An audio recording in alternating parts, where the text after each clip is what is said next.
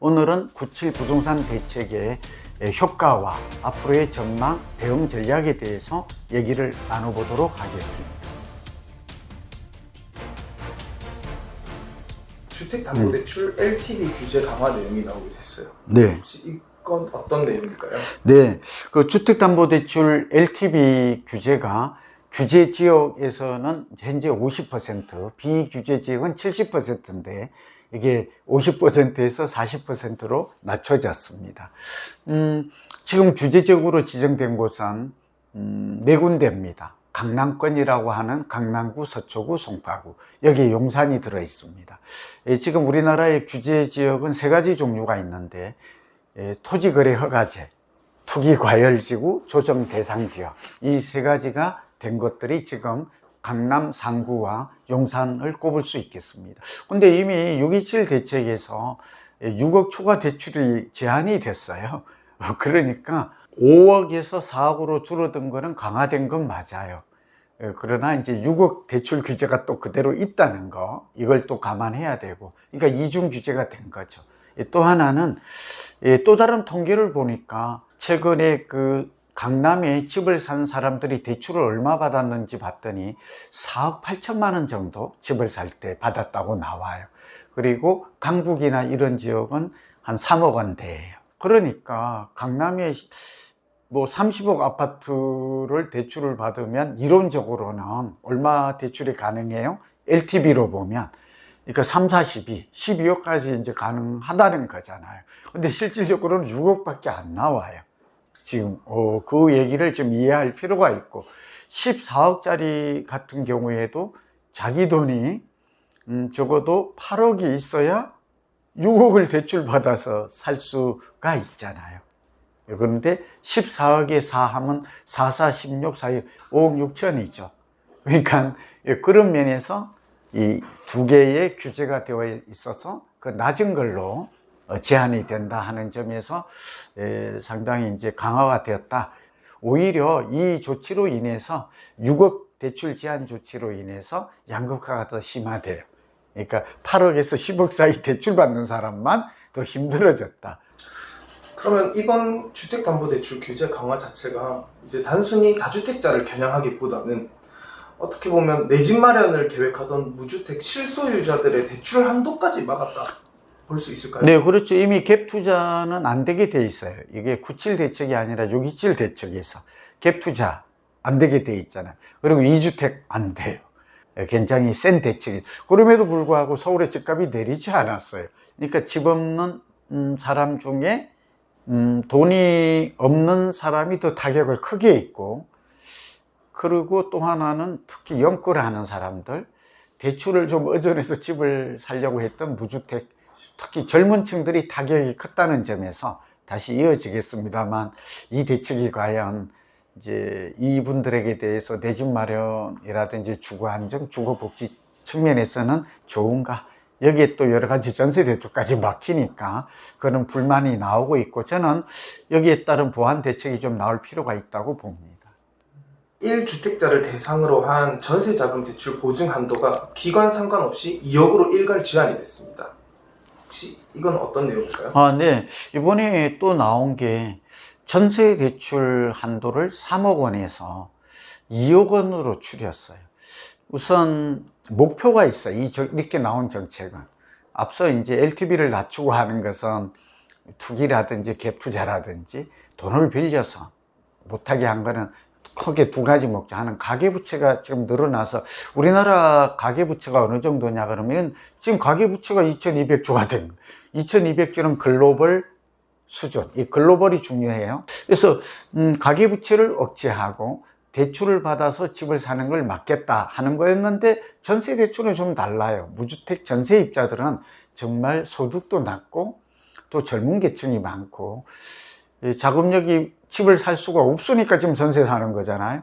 이분들의 지금 전세 대출은 주로 다세대 빌라나 연립이나 오피스텔이에요. 그리고 지금까지 보면 전세 사기 예방 조치를 하기 위해서 보니까 1억 원에서 수도권은 3억 원이 많아요. 80%가. 그래서 3억 원에 해당되는 사람들이 타격을 지금 받게 생겼어요. 근데 지금 이번에 이걸 줄임으로 해서 어떤 효과가 나타나느냐. 3억짜리 있는 분들은 이제 전세 대출이 안 돼요. 보증이 안 되기 때문에. 보증이, 대출은 받을 수 있을지 몰라도. 근데 문제는 보증이 안 돼요. 그럼 어떻게 될 거냐? 한마디로 1억 원어치는 월세로 가야 돼요. 그러면 지금도 월세 가중, 월세 가속화가 되어 있는데. 근데 왜 이런 일이 벌어졌어요? 이거는 사람들이 이제 젊은이들이 소득은 증가하지 않고 전월세는 계속 오르니까, 그리고 여기다가 이제 대출까지 막히면 월세 가속화는 더 심화되고, 그렇게 되면 결국 월세를 내고 나면 가처분 소득이 줄어들고 소비 여력이 줄어들죠. 그러니까 결국 주거비 부담이 많아진다. 그런 점에서 저는 이번 대책의 문제점 중에 하나가 이것이다. 그래서 저는 우리 젊은 층의 세입자를 생각한다면, 제가 볼 때는 이제 주택 바우처 제도라고 그래서 월세를 보조해 주는 제도가 함께 병행이 되어야 우리 젊은 층들이 주거비 부담이나 늘어나거나 주거 불안정성을 해소할 수 있다. 그래서 다음에는 이런 보완 대책이 좀 나오기를 저도 건의하고 있고, 그렇게 되었으면 좋겠습니다. 다주택자와 사업자들 대출의 전면 금지 내용이 있습니다. 이건 어떤 내용일까요? 네, 다주택자, 사업자. 그러니까 다주택자는 원천적으로 지금 627 대책에서 이제 대출이 안 돼요. 아까. 그러니까 1주택자만 된다. 그것도 이제 입주해야 되니까 진짜 실소유자만 되는 것이죠. 네. 그런데 사업자 대출이라는 주임사라고 그래서 주택임대사업자 등록이 되었던 분들, 이게 아파트는 새로 등록이 안 되는데 이게 이제 빌라나 오피스텔은 됐거든요. 근데 이제 되게 이 정책이 나오게 된 배경이 있어요. 이해를 할 필요가 있어요. 예, 긍정적 측면이 있죠. 그게 뭐냐 그러면, 사업자 하는 분들이 주로 이제 뭐 이게 8년도 있고 10년도 있고 이렇게 되어 있는데, 이 사람들의 목적은 단기간에 사고 파는 게 아니에요. 투기꾼이. 다만 집을 살 때 대출을 받아요. 뭐 경매가 됐든 뭐 싸게 나온 게 됐든 그럴 수 있잖아요. 자본주의 경제이기 때문에. 그래서 결국은 여유 자금 가진 걸로 빌라, 서울 같은 데 이제 주로 이제 임대주택을 8년이면 8년 해서 세제상의 혜택을 받아요. 취득세, 보유세, 양도세 이런 것들 혜택을 받는단 말이죠. 그러니까 임대주택자 좀 부동산 정보나 밝은 분들은 그런 생각을 하지 않겠어요? 나이 많은 분들은. 그런데 그래서 이런 사람들이 대출을 받아서 전세 끼고, 당연히 임대주택이니까 전세 월세 끼고 여기도 대출 좀 받아서, 그러니까 LTV가 70%였다 그랬잖아요. 비규제 지역은. 지금도 그렇잖아요. 했는데 이거 안 돼. 이제 대출 안 해줘. 그러니까 이 임대주택 사업자는 긍정적 측면이, 공공임대가 우리나라는 한 9%밖에 안 돼. 선진국은 막 15% 되거든. 이걸 보완하는 기능이 있어요. 사적으로. 사적 임대 시장에서 그러한 긍정적 기능이 있어서 이 제도를 지금 유지하고 있는데, 아파트는 이제 안 되게 막았어요. 투기를 쳐도. 그런데 이제 빌라마저도 대출 안 돼. 그러니까 순수하게 자기 돈으로 해라 이 말은 수요 억제 정책이에요. 토지거래 허가구역 지정 권한의 변경이 있었어요. 네. 요건 어떤 내용일까요? 네, 토지거래 허가구역의 그 취지를 이해해야 돼요. 주택법에 나와 있는데요. 토지거래 허가구역은 집값이 그 평균보다도 1.3배가 중에 30%. 예, 그리고 투기가 과열되었을 때, 이 딱 두 가지 조건이. 그리고 집값뿐만 아니라 집가라고 해서 땅값이에요. 토지니까. 근데 아파트도 땅 위에 건축물로 용적률로 지은 거니까 반드시 땅값이 포함됐겠죠. 그게 지금 네 군데, 강남, 서초, 송파, 그리고 용산이에요. 그러니까 이 토지거래 허가구역의 지역은 효과가 다 아시죠. 두 번째는 사고 팔 때 관청의 허가를 받아야 돼요. 지금은 이제 구청이에요. 이 구청에 토지거래 허가 신청을 해야 돼요. 그리고 허가가 나와야 등기가 돼요. 그러니까 우리가 계약만 한다고 등기가 안 돼요. 예, 허가증이 나와야 돼요. 이게 중요하고요. 예, 그 다음에는 이제 실거주를 2년 해야 돼요. 그러니까 토지거래 허가받고 실거주 이제 이행 강제금이 나와. 그러니까 굉장히 벌금을 물어야 돼요. 그러니까 이렇게 까다롭다 이 말이죠. 그런데 이 지정 권한이 이 지역은 원칙적으로 서울시에 있었어요. 그러니까 서울시장이 2월 12일 날 오세훈 시장이 올해 2월 12일 날 토호제를 풀었죠. 설날이 끝나고 이제 봄이사철이 시작될 때 불과 4개월이 안정됐다고 해서 집값이 안정됐다고 오판을 해요. 거기에 빗장을 푸른 거예요. 그래서 어떻게 돼요? 다시 3월 24일 날. 그래서 거래량이 급등해요. 근데 늦었죠.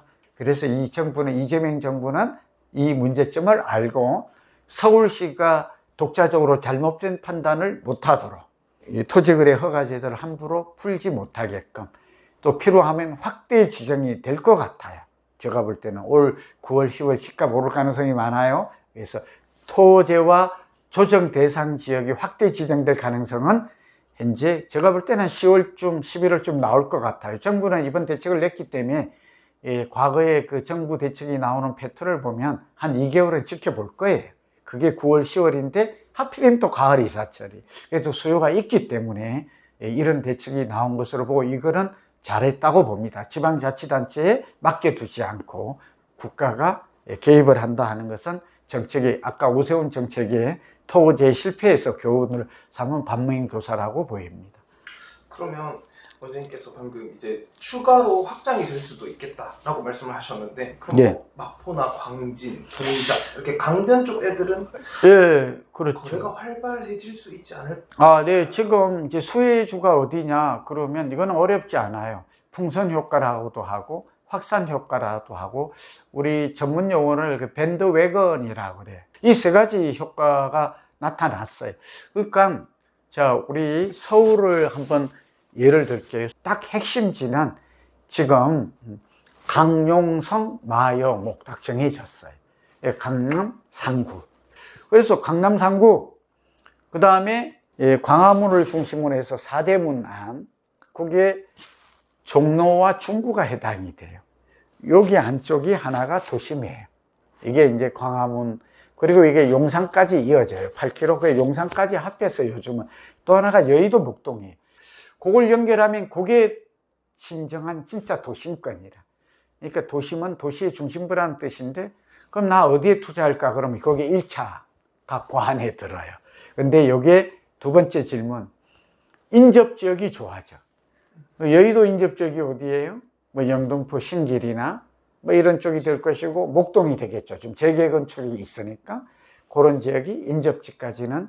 그 다음에 강남구의 인접지가 어디예요? 흑석동이나 뭐 그러니까 동작구가 있고 많죠. 사당도 있고 서초 이런 데가 있고, 그 다음에 송파가 인접한 게 광진구가 있죠. 그 다음에 강동구 여기까지 가요. 요새 강동구 많이 오르거든요. 광진구가 많이 오른 데는 이유가 있어요. 조금 더 오를 여지가 있죠. 그 다음에 용산 옆에 있는 게 동대문 지역이 또 청량리 중심으로 해서 천지 개벽이 일어나죠. 그러니까 지하철, GTX 이런 게 4개나 들어가요. 그러니까 오늘 제가 지금 말씀드리는 게 여러분 투자 어디에 하면 돼요? 도심을 그려라. 이거는 머릿속에 꽉 넣고 있어야 돼. 그 안에 가면 돼요. 갈 곳이 없을 때는. 빌라를 사더라도 그 안을 해라.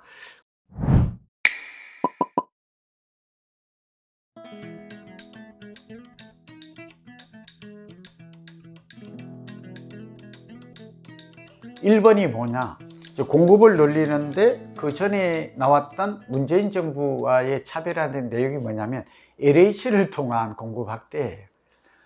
그러니까 지금 LH는 어떤 역할을 하고 있죠? 주로 공공 임대를 주로 해요. 80%를 LH가 하고 있고, 그런데 이제 앞으로는 LH가 공공 임대만 방점이 있었는데 공공 분양에 나서게 하겠다. 그 내용을 봤더니 두 가지예요. 하나는 택지를 분양해서 민간이 받아서 민간이 공급했거든요. 주로 80%가 민간이 공급했으니까 그걸 LH가 택지만 분양하는 게 아니라 민간과 손잡고 뭐 브랜드라든지 시공 이렇게 손잡고 공급까지 하겠다. 그렇게 되면 두 가지 효과가, 민간에게 맡겨두면 민간은 언제 공급할지 모르죠. 부동산 경기가 안 좋으면 그냥 공급을 안 하고 땅을 놀려두기도 하더라. 그런데 문제가 하나 있어요. LH가 과연 이렇게 할 수 있을까? 그건 왜냐하면 한 세 가지가 있는데, LH가 지금 부채가 많아요.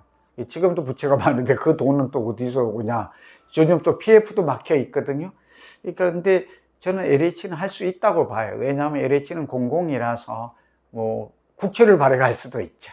예, 그리고 신용도가 높아서 저는 할 수 있을 걸로 봐요. 예, 그리고 두 번째 문제되는 거는 오히려 LH가 할 수 있는 인적 자원이라든지 시스템이 돼 있나. 택지만 팔던 사람이 시공은 또 다른 일이잖아요. 이걸 어떻게 할 수 있나. 뭐 정비를 갖춰야 되겠죠. 어쨌든 특징이 LH가 민간과 손잡고, 그러니까 이런 말이에요. 꼭 필요한 곳에 선호도가 높은 지역에 장관께서 하는 말이 양질의 주택을 저렴하게, 이렇게 되면 얼마나 좋겠어요. 두 번째는 서울의 소위 말하면 재건축 재개발을 통한 이쪽에 공급을 늘리기, 이건 너무 당연하죠. 이거는 윤석열 정부도 그렇게 해왔어요. 서울시도 그렇게 신통기획 모아타운 모아주택 보셨죠. 지난 정부 때도 1.3배 용적률, 층고 용적, 이래가지고 이제 얼마 전에 음아파트도 지금 나오고 한 거잖아요. 층고도 49축으로 올려주고 용적률도 315. 그런 정책을 이어서 좀 더 활성화하겠다. 근데 사실은 재건축 재개발을 지난 윤정부도 막 활성화하겠다 해놓고 못했고, 서울시도 막 저렇게 신통기획이니 뭐 단축한다고 했는데도 안 돼요. 그거 왜 안 될까요? 그거는 말이 아니라 그 정책의 실효성이 없는 이유가 있어요. 공사비가 많이 올라서 그래. PF가 안 돌아가요. 그 다음에 조합 내부에 추진위에서 조합 갈 때 그 분쟁이 많아요. 갈등, 분쟁, 소송. 지금 이것 때문에 안 되는 거거든요. 그 다음에 이제 공공유휴부지예요. 공공유휴부지에서 뭐 서리풀이라든지 놀고 있는, 근데 이거는 공급비가 크지를 않아요. 관청이라든지 이런 것들을 또 공급하겠다 하는 것들이거든요. 저는 기대를 합니다. 정부는 이번에 착공 기준으로 이렇게 했지만 인허가, 착공, 분양, 입주 이렇게 되거든요. 이것도 알아야 돼.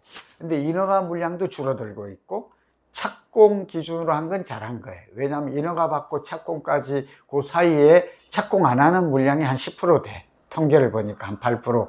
그 다음에 착공했는데 분양까지는 거의 98%가 해. 그러나 입주 물량 자체가 시간이 얼마 걸리냐. 인허가에서 입주할 때까지 4, 5년이 걸려. 서울은 한 5년 걸려. 착공하고는 3, 4년이 걸려. 그 다음에 분양은 보통 2년 반, 30개월이에요. 하고 싶은 얘기는 입주가 단기 대책은 아니다. 예, 이거는 중장기 대책이다. 당장 입주가 늘어나서 전세 가격이 안정될 것 같지는 않다. 여기까지는 팩트예요.